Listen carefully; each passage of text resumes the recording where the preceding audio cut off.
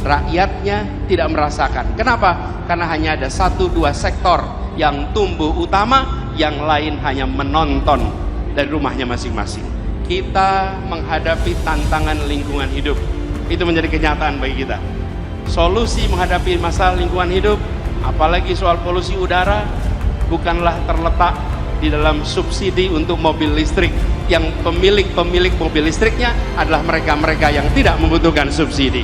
Kalau kita hitung, apalagi ini contoh, ketika sampai pada mobil listrik, emisi karbon mobil listrik per kapita per kilometer sesungguhnya lebih tinggi daripada emisi karbon bis berbahan bakar minyak.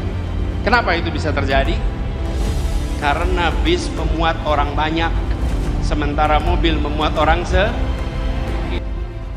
Wakil Presiden ke-10 dan 12 Republik Indonesia, Muhammad Yusuf Kalla, menguatkan narasi Anies Baswedan terkait jalan tol.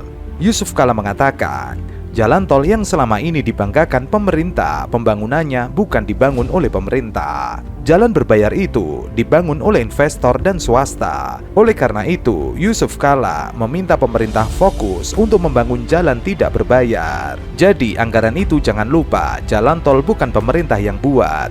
Jangan lupa ya, itu oleh investor, oleh swasta. Jadi mestinya pemerintah tetap fokus ke jalan-jalan non berbayar. Kenapa rusak begitu besar menurut data BPS? Lebih banyak itu buat saya, Anies. Saya mengatakan kita mendukung dan perlu jalan tol. Tapi perlu, penting. Tapi perlu ada keseimbangan, keadilan untuk masyarakat. Jadi anggaran itu, dan jangan lupa sebenarnya jalan tol itu bukan pemerintah yang buat, jangan lupa ya. Itu dibikin oleh investor, oleh swasta. Jadi mestinya pemerintah tetap fokus ke jalan-jalan non berbayar dan tol. Sampai jalan tol berjalan terus, setuju kita. Kalau jalan tol tidak ada, setuju juga.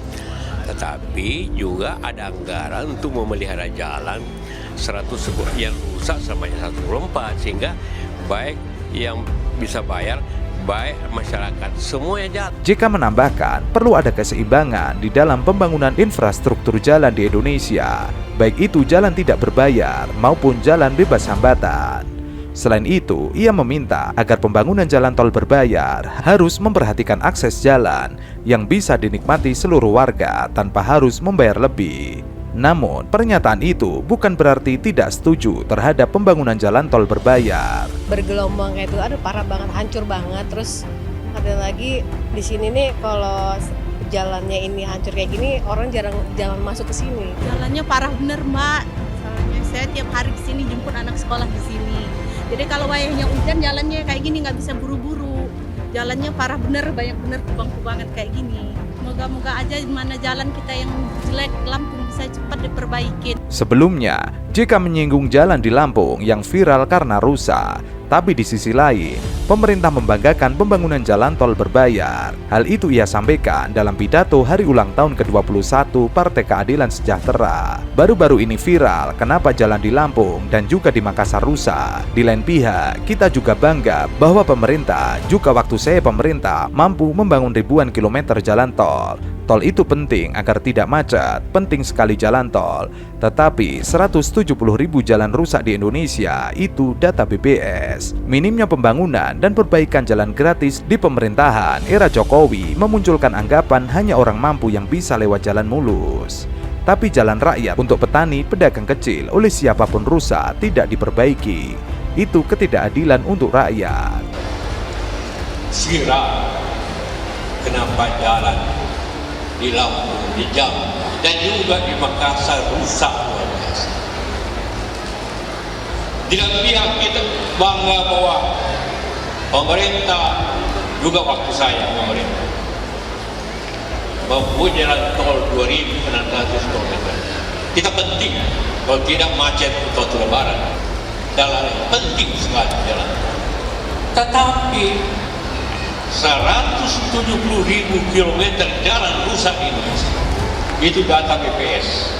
Artinya adalah orang bisa menganggap kalau mau jalan baik hanya orang mampu yang bisa jalan baik. kena bayar. Tapi jalan rakyat dan jalan tiap hari oleh petani kita, oleh pedagang kecil kita, oleh siapapun, rusak tidak diperbaiki. Itu ketidakadilan untuk rakyat. Contoh yang kecil saja. Sekali lagi saya juga turut bertanggung jawab. PKS bertanggung jawab. Pada ikut dalam Demokrat apalagi. Selain itu, salah satu yang tidak lepas dari kritikan JK yaitu kebijakan program hilirisasi pertambangan di dalam negeri. Program hilirisasi pertambangan kerap dibangga-banggakan Presiden Jokowi karena dinilai mampu menaikkan nilai tambah ekspor ketimbang komoditas pertambangan yang dijual secara mentah. Yusuf Kala mengatakan, sejatinya kebijakan hilirisasi pertambangan adalah kebijakan yang baik. Namun, hilirisasi baru bisa memiliki dampak yang baik apabila misalnya pembangunan smelternya dikerjakan oleh perusahaan nasional. Selain hilirisasi, pembangunan infrastruktur Indonesia di era Jokowi, ia mengatakan aliran investasi asing ke berbagai proyek infrastruktur nasional. Jangan justru membuat Indonesia tergantung pada keahlian dan tenaga kerja asing. Ia mengusulkan agar pemerintah membuat peraturan untuk memastikan investor asing yang masuk ke Indonesia mentransfer teknologi serta melatih dan merekrut tenaga kerja lokal tanpa paksaan untuk merekrut dan melatih tenaga kerja lokal. Menurut JK, Indonesia kehilangan potensi menghasilkan nilai tambah yang lebih besar dari investasi asing. Merespon hal tersebut, Menteri Energi dan Sumber Daya Mineral Arifin Tasrif menilai bahwa pemerintah selama ini justru memberikan kesempatan bagi perusahaan nasional untuk membangun smelter di dalam negeri. Oleh sebab itu, ia mendorong agar perusahaan nasional dapat turut terlibat dalam pembangunan smelter. Arifin pun menyayangkan terdapat beberapa perusahaan yang kurang serius dalam pembangunan smelter di dalam negeri. Sebelumnya, Yusuf Kala mengatakan, kebijakan mobil listrik yang saat ini diterapkan pemerintah hanya memindahkan emisi. Jika sebelumnya emisi dikeluarkan melalui knalpot mobil, dengan adanya mobil listrik, emisi itu dikeluarkan melalui cerobong asap pembangkit listrik tenaga uap yang menjadi sumber tenaga listrik untuk mobil tersebut. Saat ini, PLTU masih bergantung pada bahan bakar batu bara untuk menghasilkan listrik. Menurut JK, kebijakan subsidi mobil listrik harus dibarengi dengan pengembangan pembangkit listrik yang berkelanjutan dan ramah lingkungan. Namun, bukan berarti Indonesia tidak memiliki program pembangunan pembangkit listrik berkelanjutan. JK mengatakan, program tersebut sudah diinisiasi 10 tahun lalu, tapi belum bisa terlaksana dengan baik. Masalah ini disebut bisa diselesaikan jika Indonesia percaya diri membuat pembangkit listrik yang mendukung pengurangan emisi karbon. Indonesia pernah membuktikan dengan membangun PLTA Poso yang menjadi pembangkit listrik tenaga air terbesar di Indonesia Timur.